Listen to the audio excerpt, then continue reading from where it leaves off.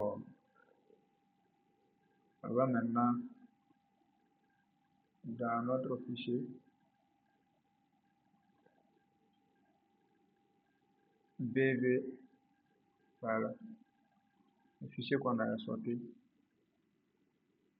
export output text. On va ouvrir Excel, pour l'afficher ici. Je vais choisir le fichier, ouvrir, parcourir, dans délimitation.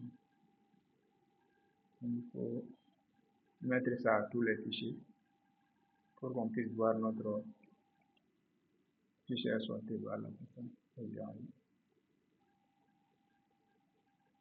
là, il faut faire un petit arrangement d'abord. Faire suivant. Ok. Bon, c'est déjà coché, ces parties sont déjà cochées. Mais si c'est votre première fois de faire ces choses-là, peut-être ça ne va pas venir avec les endroits cochés. Maintenant, il faut cocher les parties. Voilà, virgule, s'il y a virgule dans notre fichier, espace pour que ça puisse donner de l'espace à notre fichier. Sinon, souvent, ça vient étant serré, quoi. Voilà. Donc, je fais suivant et je fais terminer. Voilà. Donc, ça, c'est les cotes. Et ça, ici, ça, c'est voilà, la surface. La cote et la surface, c'est ce qui nous intéresse. Donc, on va supprimer toutes les autres parties. Ça, comme ça, je fais Shift. Voilà. Même ça aussi, je peux l'enlever. Ici aussi, bon, je peux mettre ça en cote. Cote. Area, c'est déjà bon. Voilà. Donc ça, ce sont les surfaces partielles. Mais c'est un mètre carré. C'est un mètre carré. Donc, on va sélectionner tout d'abord pour venir ici, trier, on va trier du plus petit au plus grand. Du plus petit au plus grand. Voilà. Pourtant, ici, j'ai fait le contraire. Du plus petit au plus grand. Ok. Donc, on va convertir en kilomètre carré. Je fais égal. Et je divise ça par 10,6. C'est 0. Voilà, je ne me suis pas trompé, c'est 0. Ok, je fais OK. Et je tire. Voilà. Donc, ça c'est un kilomètre carré maintenant. On peut faire la somme maintenant pour savoir réellement si c'est bien notre surface. Donc, je pense bien que c'est ça qu'on avait eu au départ. Donc, on va faire un autre calcul intermédiaire. Ça, c'est area kilomètre carré. Area kilomètre carré.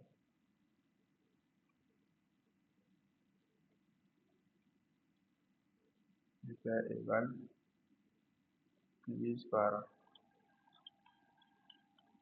ça, le total. Attention,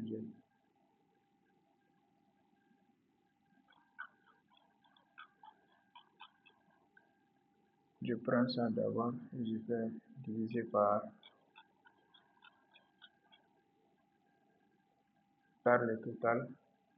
Et je vais fixer ça Fn F4. Fn F4. Je vais fermer la parenthèse, ouvrir une parenthèse et je ferme la parenthèse. Multiplier par 100. OK. et je vais tirer. Dans ça, je vais maintenant faire le cumul. Je mets 100 et je fais égal 100 moins ça. Ok, et je tire maintenant.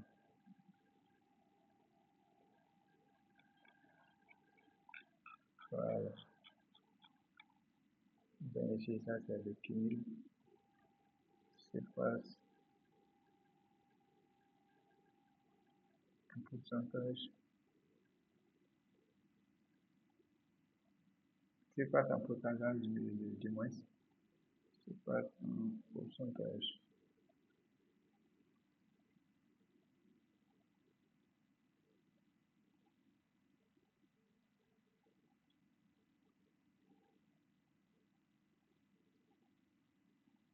Ok, ça c'est le cumul.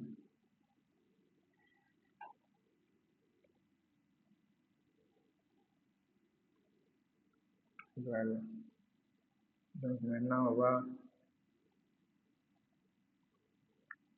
créer la courbe.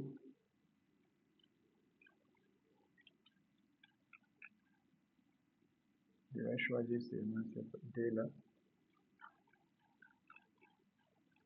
Le code est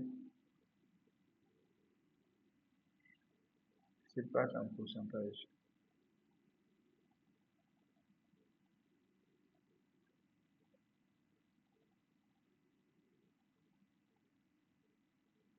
Et voilà. Donc je viens sur insertion. Si je peux prendre ça. Je fais clic droit et je fais sélectionner les données. Je vais modifier. Donc je vais donner le nom courbe.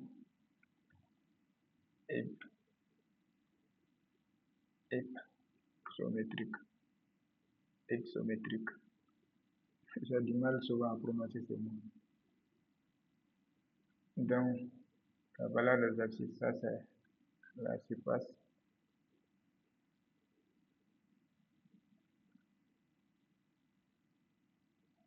Je fais entrer. Ça, c'est le code.